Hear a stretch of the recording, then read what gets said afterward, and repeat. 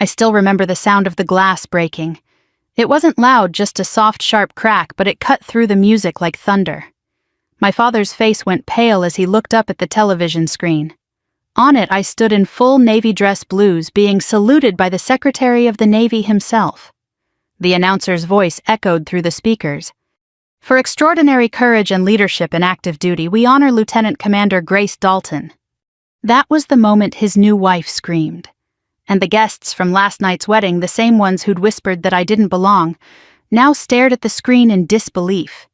They didn't know that the night before when he grabbed my wrist and said, "That seat's for my real daughter, not you," something inside me had died. But something else had awakened too. When I was little, my mother used to tell me that forgiveness is the final act of honor. She'd say it while folding my father's old Navy uniforms, her fingers tracing the faded stripes on his sleeve. He left when I was 11, first for deployments, then for good.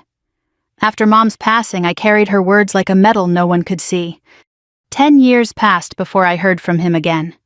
The envelope arrived on a rainy Tuesday, thick cream-colored paper with his name embossed in gold. "Mr. Robert Dalton and Miss Lydia Harper invite you to celebrate their wedding." For a long time I just stared at it. My apartment was small, quiet, too quiet. The hum of the refrigerator was the only sound between me and the past. I almost threw the invitation away. But then, like always, Mom's voice whispered in my mind, "Grace, you can't heal what you won't face." So I decided to go, not for him, but for her. The wedding was held at a vineyard in Virginia, the kind of place people rent to pretend their lives are perfect. I parked my old Jeep far from the main entrance and walked in through the side gate. I didn't wear my uniform. I came in a simple blue dress and a single gold pendant Mom's. When I saw him, I almost didn't recognize him. His hair was grayer, his shoulders softer. Lydia, the woman he left Mom for, looked radiant in an off-white gown that shimmered under the lights, and beside her stood a young woman with auburn curls and bright lipstick, her daughter Emily. Guests swarmed around them, laughing, clinking champagne glasses. I stayed near the back, watching unseen. Then, during dinner, one of the ushers whispered, "There's an open seat near the head table." I nodded, my heart pounding. Maybe this was the moment, maybe he'd finally look at me and see more than the reminder of his mistakes. I walked toward him, careful, hopeful. He was laughing with Lydia, his hand over hers. When I reached the table, I gently pulled out a chair beside him. He froze. Then his hand shot out and gripped my wrist. His voice dropped to a cold whisper. "That seat's for my real daughter, not you." The laughter around us died. Lydia's lips curved into a small, satisfied smile. Emily looked away, embarrassed. I felt everyone's eyes on me, the soldier who didn't belong at her own father's table. I could have said 100 things, but instead I just whispered, "Of course," and stepped back. I walked outside, my heels sinking into the soft earth of the vineyard. The air smelled like rain and expensive wine. Inside, the band started playing "Can't Help Falling in Love." I stood there for a long time until the music turned to muffled chatter and the lights blurred behind tears I refused to let fall. I'd faced enemy fire. I'd dragged men twice my size out of flooded ruins. But this was different. This was family. Later that night, I checked into a cheap roadside motel 20 miles from the vineyard. I stared at myself in the mirror, no medals, no ribbons, no uniform.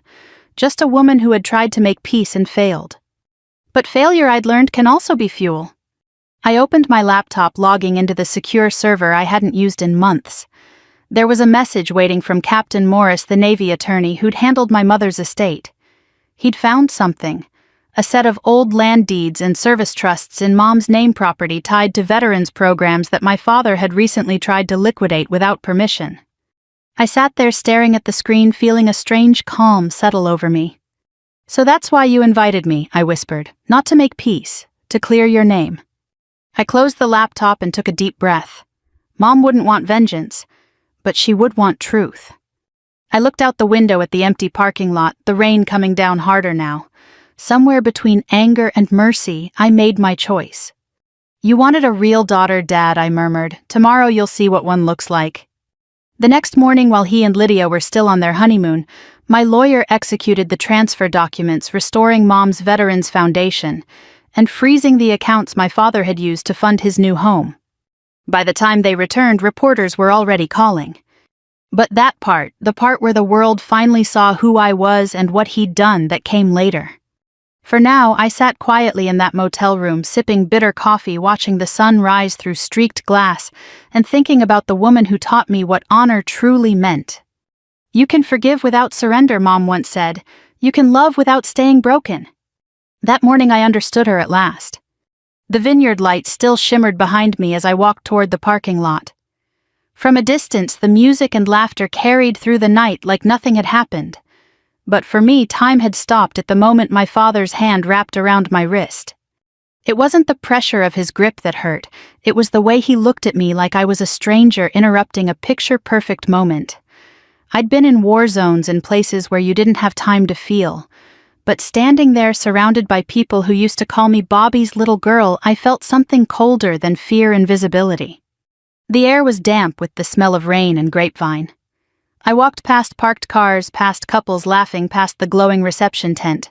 I didn't cry. I just kept walking until the music faded. Then I stopped staring up at the night sky. That's when a voice came from behind me. "Grace." I turned. It was Emily, the so-called real daughter. Her shoes clicked softly on the gravel. Up close, she looked nothing like the woman standing beside my father inside. She was young, maybe 23, unsure, nervous. "I'm sorry," she said quietly. "I didn't know he was going to say that." "Don't worry," I replied, forcing a smile. "He just reminded me who I am." She frowned as if she wanted to say more, but then Lydia called from the distance. "Emily, leave her. Come take photos." And just like that, the girl turned and walked away. I watched her go. She looked back once, then disappeared under the golden lights of the tent. For a moment, I almost felt sorry for her. Almost. I drove all night trying to outrun the echo of his voice, "my real daughter." The words wouldn't stop looping in my head. They mixed with the memories I'd buried deep: the Christmas he didn't come home, the birthday card signed only by Mom, the voicemail he left when she died. "Sorry, I'm deployed. I'll call when I can." He never did. Somewhere between midnight and dawn, I pulled over at a gas station off Route 17. I sat there in the car, staring at my reflection in the dark window. My uniform had always given me purpose, structure. But here I was, out of uniform, stripped of identity, just another broken piece of family wreckage. I closed my eyes, and for a moment I saw Mom's face again, the soft way she'd look at me when she said, "Don't fight hate with hate, sweetheart. Show them what love with a backbone looks like." Love with a backbone. I used to think that meant forgiving him. But now I realized it meant something else: holding people accountable with grace. By morning, I was back in D.C., sitting across from Captain Morris in his office. He was an older man, Navy-issue bluntness softened by years of service, the kind of man who believed more in justice than in pleasantries. He slid a folder toward me. "This is what we found," he said. "Your father's been trying to transfer the veteran's property deed from your mother's trust into his new wife's name. It's illegal and ugly." I flipped through the papers. Every page felt like a betrayal I'd already lived through. "We can stop it," he continued. "You're the executor of the trust. It's yours to protect." I nodded slowly. "Do it," I said, "but keep it quiet. I don't want this to be revenge." He studied me for a long moment, then gave a small smile. "You know, Dalton, most people would want revenge." "I don't need it," I said. "I just want the truth to do the talking." He leaned back in his chair. "You sound like your mother." I smiled, small but real. That night I sat in my apartment staring at an old photo, me at 6 years old, sitting on my father's shoulders at a Navy parade. He'd looked proud then. Maybe he was. Or maybe he just liked the picture of himself in uniform. The photo had been taken the day before he left for deployment. When I asked why he had to go again, he'd said, "Because duty comes first, Grace." Now, decades later, I finally understood he didn't mean the Navy, he meant himself. 2 days after the wedding, I got a text from an unknown number. "Dad, you didn't have to make a scene." I stared at it for a long time before replying. "Me, I didn't, you did." He didn't answer. A week later, word started to spread. The lawyers had done their job. Lydia's name was nowhere near the trust. The property, a historic veterans training center, would be restored in my mother's honor. My father's colleagues found out. So did the Veterans Committee he'd been trying to impress. The calls started, the whispers followed, and by the end of that week, even Lydia's smile had vanished from every photo she'd posted online. But I didn't feel joy, I just felt quiet. There's a strange peace in doing what's right without needing to gloat. It's like closing a door without slamming it. That night, as I sat by my window, I whispered the same prayer my mother used to say before every mission I went on. Lord, help me do what's right, even when it hurts. The next morning I went running by the Potomac, the air cold and sharp against my lungs. The sun rose, turning the water gold. I realized something. Then I wasn't angry anymore. Just tired. I'd seen what revenge looks like on the battlefield. It leaves no survivors. But justice leaves room for healing. And somewhere deep down I hoped my father might one day understand that. When I got home, there was a letter waiting by my door. No return address, just my name written in careful script. I opened it. I shouldn't have said what I said. I was ashamed not of you, but of what I never became. Lydia told me I needed to move on from the past. Maybe she was wrong. Maybe I was. There was no signature, but I didn't need one. For the first time in years, I let myself cry not for him, but for the family that could have been and maybe still could be. The night after the letter arrived, I didn't sleep. I just sat at the kitchen table tracing the edge of the envelope with my finger replaying his words again and again. I was ashamed not of you, but of what I never became. Part of me wanted to believe it was an apology, but another part knew it wasn't, not yet. It was the first crack in a wall he'd built for 20 years. And walls don't fall with one letter, they crumble piece by piece. Outside the street was quiet, that strange kind of DC silence that only happens between midnight and dawn. The air smelled faintly of wet asphalt and coffee. I poured myself another cup and stared at the folder Captain Morris had given me. The veterans' property my mother had left that was supposed to be her legacy. She wanted it turned into a rehabilitation center for wounded service members, but my father had let it rot empty and forgotten. I opened the file again. There were photos of the building, brick walls covered in ivy, a rusted gate, a plaque still bearing my mother's name, the Dalton Center for Veterans Renewal. Something inside me shifted. I didn't want revenge anymore. I wanted restoration. Around 2 a.m., I called Captain Morris. He answered on the second ring, sounding half awake but unsurprised. "You still don't sleep much, do you?" he muttered. "Not when something's broken," I said. "I want to reopen the Dalton Center." He was quiet for a long moment. "That'll take funding approval permits." "I'll handle it," I said. "I can fund it from my deployment bonuses. It's time Mom's name meant something again." "Grace." His voice softened. "This isn't about getting back at him, right?" "No," I said. "It's about keeping a promise." The next morning I drove 3 hours south to see the property myself. The road was narrow, lined with oaks and faded signs from another era. When I finally reached the gate, I stopped the car and stepped out. The air was thick with the smell of rain and soil. The building looked smaller than I remembered, tired but still standing. I walked through the cracked archway and into the courtyard. Weeds had claimed most of it, but I could still see the outline of the old training field. And then I saw the old flagpole. The rope was frayed, the base rusted, but at the very top, shredded by years of storms, still hung the American flag. Faded, but unfallen. I stood there for a long time, my throat tightening. "You did good, Mom," I whispered. "You kept it alive long enough for me to find it." Over the next few weeks, I spent every weekend driving back and forth, cleaning, repairing, documenting everything. The Navy's Community Outreach Division agreed to help. Volunteers came, veterans, widows, even a few local kids who said their parents used to train there. It was slow work, painful, honest healing work. And through it all I thought about him, my father. Word spread fast that his name had been quietly removed from several veterans' boards. He'd tried to distance himself from the scandal, but people remembered. Pride had built his reputation, now humility would have to rebuild it. He didn't reach out again, and I didn't expect him to. But I could feel him watching in the way silence does, like an echo you can't shake. One evening after the volunteers had gone, I stood on the porch of the old building and watched the sun dip below the trees. The air smelled like pine and rain, the sky streaked in deep orange and violet. I took out my phone and opened the video app. "Hey, Dad," I said softly, my voice barely above the wind. "I'm standing at the Dalton Center. Mom's name is still here. I thought you should see what honor looks like. I paused, steadying my breath. You once said the Navy made me cold. You were wrong. It made me calm.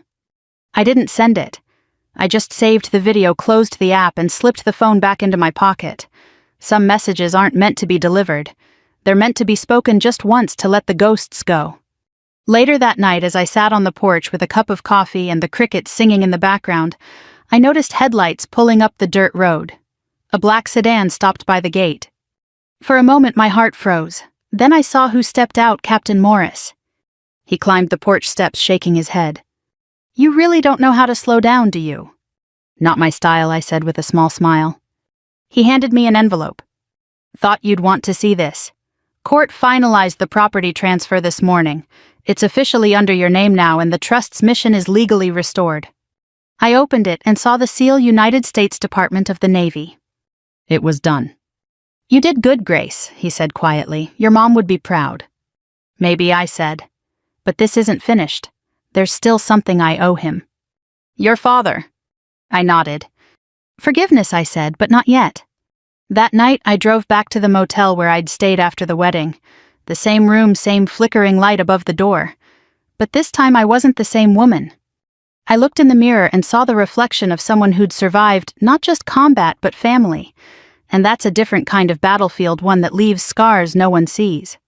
As I packed up to leave the next morning, I noticed something on the nightstand, a small Bible left by housekeeping. I flipped it open randomly and my eyes landed on a verse from Romans. Do not be overcome by evil, but overcome evil with good. I smiled. Maybe that's what Mom meant all along. I tucked the Bible into my duffel bag, started the engine, and drove toward the sunrise. The Dalton Center flag shimmered in my rearview mirror, half torn but flying high. That's enough revenge for now, I whispered. Time to rebuild. The morning the world found out, I wasn't there to see it. I was back at the Dalton Center, standing on the front steps, sanding down an old wooden railing with a few volunteers. The sun had just broken through the fog, turning the dew on the grass into glitter. Then my phone started buzzing. Once, twice, again and again. 9 missed calls, all from Captain Morris. When I finally answered, his voice came fast and clipped the way people sound when something big has happened. Grace, you might want to turn on the news. I brushed sawdust from my hands and grabbed the tablet from my car. The screen lit up to a local station's headline. Navy SEAL Lieutenant Commander Grace Dalton restores Mother's Veterans Center after family betrayal. My heart stopped. They had my name, my face, even footage from an old ceremony in Afghanistan. And just below the headline, a smaller photo, my father looking uncomfortable at some public event, Lydia clinging to his arm. The story unfolded in sharp, merciless detail, how he'd tried to claim ownership of the foundation property, how the court had restored it to my mother's name. The journalist had gotten quotes from veterans who remembered my mother's work, from neighbors, from other SEAL officers. And then came the line that cut through me like a blade. Sources say Commander Dalton declined to press personal charges, stating only, "Honor isn't about revenge." They'd quoted my words from a letter I'd sent the Navy Board months ago. The silence that followed was heavy, even through a screen. Grace Morris said on the phone, "I swear I didn't leak it. Someone at the courthouse must have tipped them off." "It's okay," I said quietly. "Maybe it's time people knew." By noon it was everywhere, national outlets, veteran networks, even local talk radio. But the part I didn't expect came next. A live clip aired from Richmond, the front gate of my father's new house. Reporters were camped outside shouting questions as he tried to drive away. Lydia's perfectly curated world, her manicured garden, her spotless SUV was caught in the chaos. When one reporter shouted, "Mr. Dalton, is it true your daughter exposed your fraud?" He slammed the car door and yelled, "She's not my daughter." The words echoed across the cameras, raw and angry. And just like that, he became a villain in his own story. I should have felt satisfied, vindicated, but I didn't. That night I sat in the empty hall of the Dalton Center, the lights flickering, the air heavy with the smell of fresh paint and dust. Outside, rain hit the old windows like fingertips. I opened my phone again, the same footage looping online, people debating, commenting, choosing sides. Some called me brave, others called me cold. I turned the screen off and just listened to the rain. Mom used to say grace storms wash what needs to be seen. Maybe this was one of those storms. 2 days later, there was a knock on the center's front door. When I opened it, I saw a young woman standing there, umbrella dripping, face pale. It took me a moment to recognize her. Emily. Her auburn curls were wet, her lipstick gone. She looked smaller than I remembered. I didn't know where else to go, she stammered. Come in, I said gently. She stepped inside, clutching a folded newspaper. On the front was my father's picture and mine side by side. She placed it on the counter, her hands trembling. He's not talking to anyone, she said, not even me. Lydia's furious. I wanted to see you. Why? Because I think he's wrong. She took a shaky breath. You're his daughter. You're the one who's real. I didn't know what to say. The anger I'd carried for years started to crumble, replaced by something softer, pity. I poured her a cup of coffee and we sat together in silence. Finally, she said, he always talked about you, just never the right way. How's that? I asked. Like you were someone who made him feel small. That hit deeper than I expected. The next morning I drove her back into town. On the way, she looked out the window, then said quietly, he's not sleeping. I heard him crying last night. He kept saying I failed both of them. The words landed heavy. When I dropped her off, she hesitated before getting out. Grace, please don't hate him forever. I didn't answer, but I knew she was right. Forgiveness wasn't for him. It was for Mom, for me, for everything we lost trying to fix what pride broke. By the end of that week, the Dalton Center reopened quietly.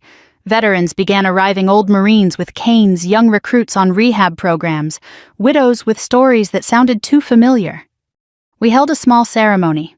No reporters, no speeches, just a flag raising at sunrise. As the anthem played softly from an old radio, I looked up at the new plaque on the gate. Restored in honor of Margaret Dalton and all who served. The flag rose slowly, catching the morning light. And in that still moment, I could almost feel her hand on my shoulder. You did it, sweetheart, Mom's voice whispered in my memory. You chose honor. Later that afternoon, my phone rang again. A familiar voice, rough and quiet. Grace. I froze. Dad. I saw the ceremony online, he said. You looked strong. Your mother would have been proud. She would have wanted you there, I said softly. There was a pause. I wasn't invited. You didn't need an invitation, Dad. You just needed courage. Silence, then a sigh. Maybe I lost that a long time ago. Then find it again, I said. That's what the center's for. He didn't reply. Just a long, slow exhale. Then the line went dead. That night, as I locked up the center, I saw headlights pull up near the gate. I didn't move. The car idled for a moment, then turned off. Through the rain-streaked glass, I saw him step out holding a bouquet of white lilies. He didn't knock. He just placed them by the plaque, touched his hand to the flagpole, and stood there quietly in the rain. I didn't go out. Some moments aren't meant to be interrupted.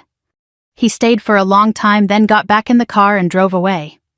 And for the first time, I didn't feel the urge to turn my back. I just whispered, It's okay, Dad. We're still family. 3 weeks later, I woke up to an email with a subject line that made me sit up straight.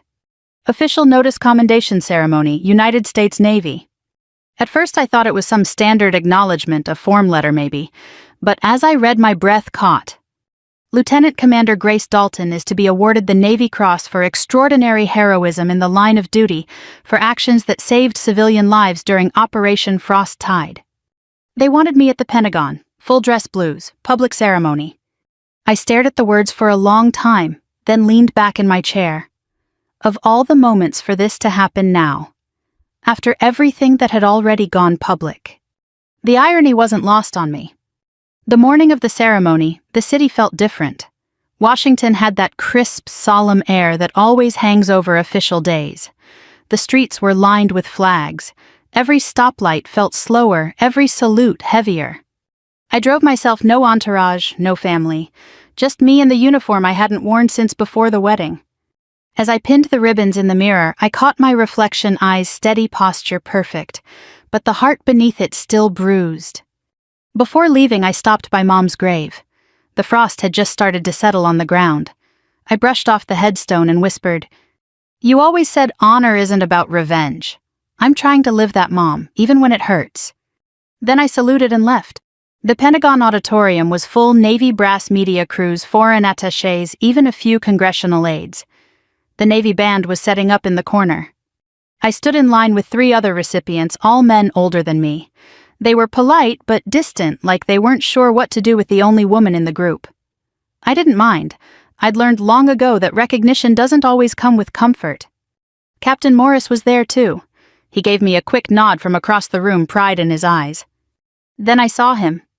My father, sitting in the 3rd row, alone. He wasn't in uniform, just a dark suit raincoat folded over his lap, face pale but alert. I didn't know how he got in or who invited him, but there he was. Our eyes met for just a second before the ceremony began. The Secretary of the Navy stepped up to the podium. His voice carried the weight of the room. "Courage isn't loud," he began. "It's the steady heart that moves when everyone else freezes.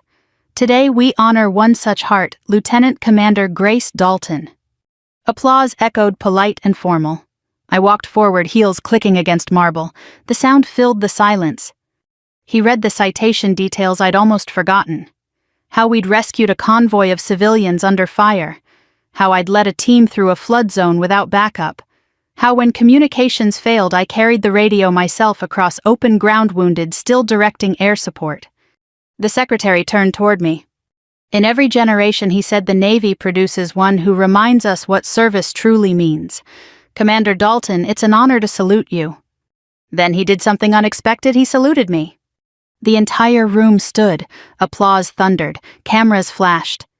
And when I turned slightly, I saw him again, my father standing too. His eyes were glassy, his chin trembling. For the first time in my life, I saw him cry.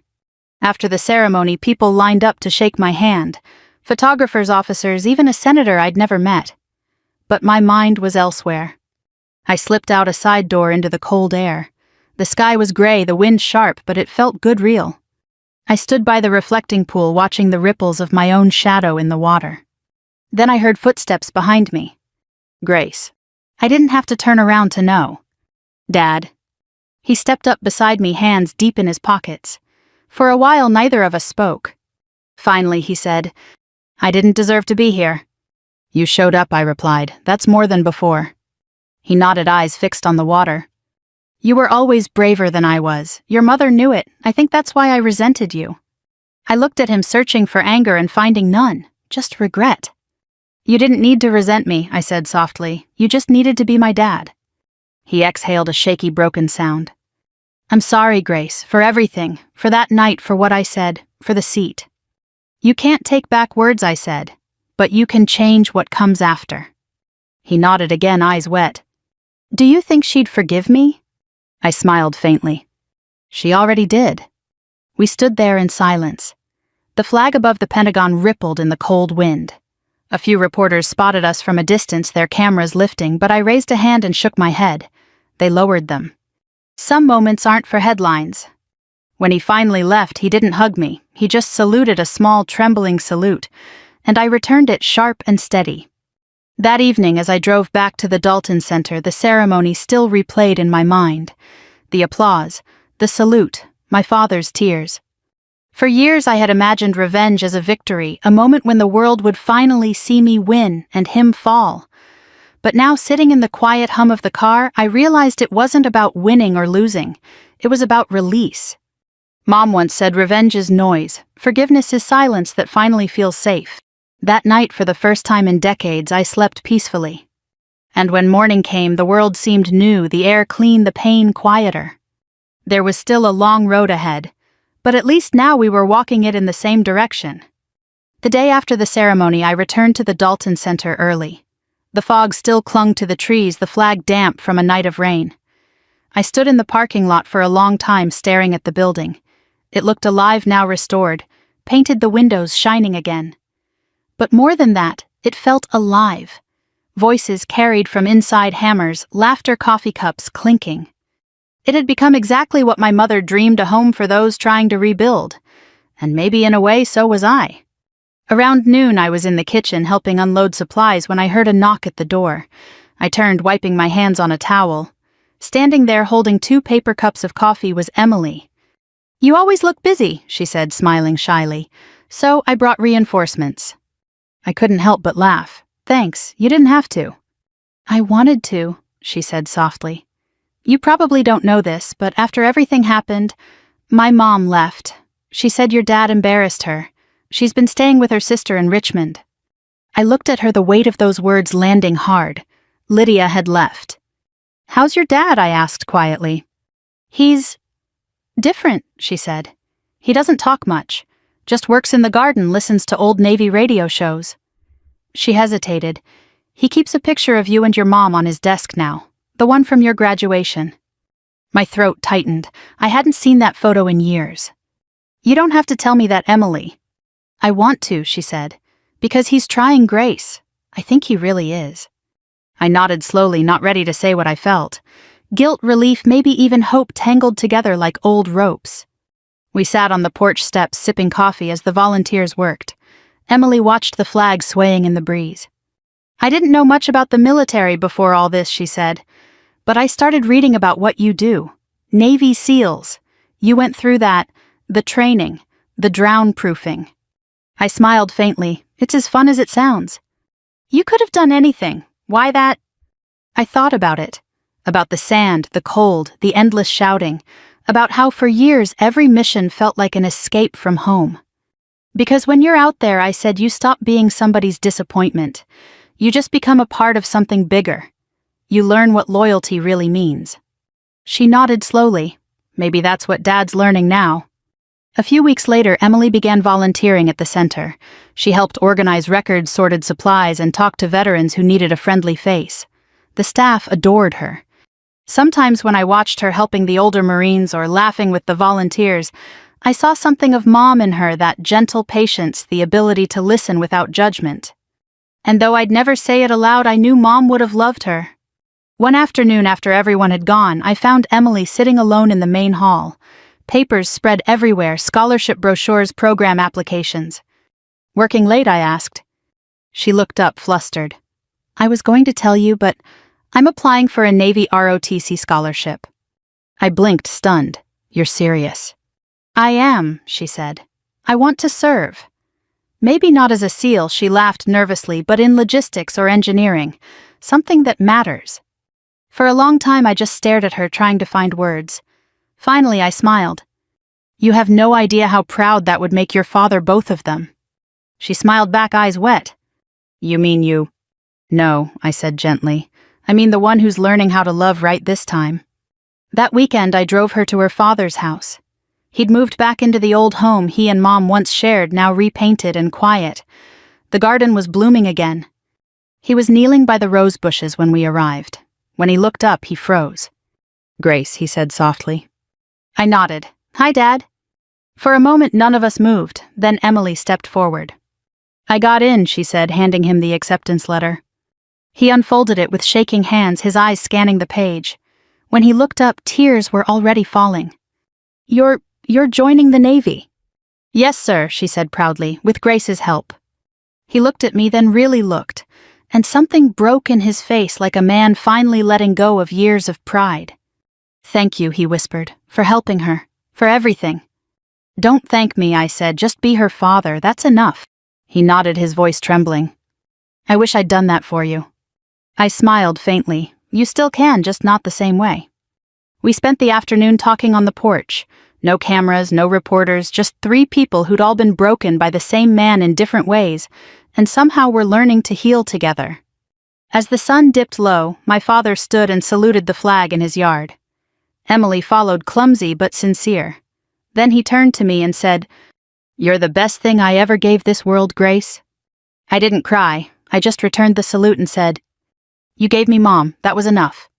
He nodded, tears catching in the light. When I left that evening, Emily hugged me tight. You know, she said softly, you're the real daughter now. I smiled, brushing a strand of hair from her face. No, I said, we both are. Back at the Dalton Center, the night sky stretched wide and quiet. I stood by the gate, looking up at the stars, and whispered to Mom. You were right, honor isn't about pride, it's about lifting others higher. Then I smiled because for the first time in years I truly believed it. A year later, the Dalton Center held its first official graduation ceremony. 20 veterans had completed their rehabilitation programs and were stepping back into the world, walking straighter, smiling wider, finding purpose again.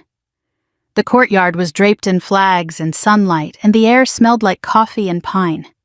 As I stood at the podium in uniform once more, I scanned the crowd. There were families, local officials, Navy representatives, and near the back 2 faces I hadn't seen together in months. My father and Emily. They stood side by side, quietly, proud, clapping with everyone else. My father's shoulders were still stooped, his hair thinner, but his eyes looked alive again. Emily wore her Navy ROTC uniform, crisp and pressed. For a long time I just watched them, trying not to let my voice crack. Today I began isn't about medals or rank. It's about the people who choose to keep standing no matter what tried to break them.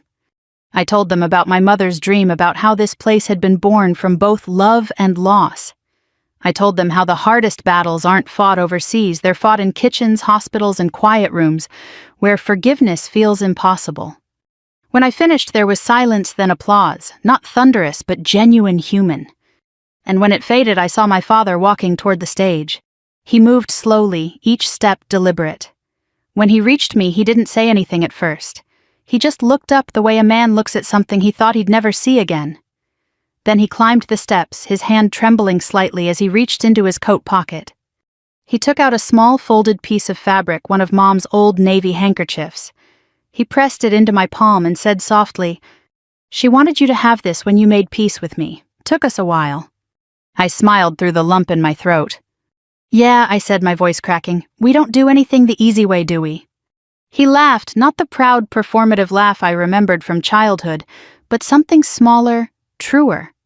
"You taught me how to be brave again, Grace," he said. "Not the kind of brave I wore on my sleeve. The kind that forgives." He stepped back, raised his hand in salute, crisp, steady. This time I didn't hesitate. I returned it with tears running down my face. The crowd stood in quiet respect. For a moment, it wasn't about ranks or past mistakes. It was about 2 soldiers, one old, one new, finally standing on the same side. After the ceremony, we sat under the oak tree near the gate, the same spot where Mom used to greet veterans years ago. Emily joined us, resting her head on her father's shoulder. The 3 of us talked about everything and nothing, the center, her training, his garden, the little things that make life whole again. At one point, my father said, "You know, I used to think honor meant never bending. But it's the opposite, isn't it?" "It is," I said. "Honor means knowing when to bend so you don't break." He smiled. "Your mother used to say the same thing." "She was always right," I whispered. "She was," he said, "and she'd be proud of you." I looked at Emily. She'd be proud of all of us. The 3 of us sat in silence for a while, the afternoon sun filtering through the branches. The flag fluttered gently above the building. When they left that evening, my father hugged me for the first time in over 20 years. Not the kind of hug you give at holidays, the kind that says, "Thank you for not giving up on me." "You're my daughter," he said quietly.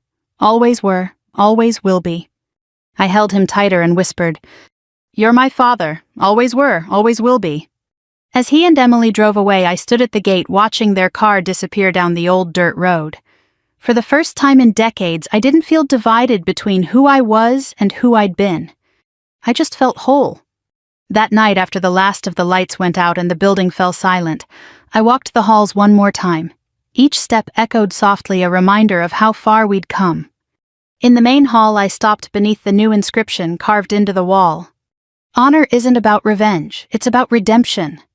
I traced the letters with my fingers, feeling the cool stone beneath my skin. Then I looked up at the framed photo hanging beside it, Mom smiling in her uniform, hand on her heart. "We did it, Mom," I whispered. "You can rest now." Outside, the wind stirred, rustling the trees. Somewhere in that sound, I swore I heard her voice again. "You did good, sweetheart." I locked the doors, turned off the lights, and stepped into the night. The stars were bright, the air clean, and in that stillness I finally understood what peace feels like. It's not forgetting, it's remembering without pain. I took one last look at the flag waving above the Dalton Center, then whispered the words I hoped everyone listening to my story would remember. Family isn't who never hurts you, it's who chooses to heal with you. And to everyone hearing this, if someone in your life once broke, you don't carry the weight forever. Let honor lead you, not anger. Forgive even if it takes years. Because in the end, forgiveness isn't weakness, it's freedom. If this story touched you, share it. Tell someone you love them today. And if you've ever walked away from family pain, maybe walk back. You never know what peace is waiting.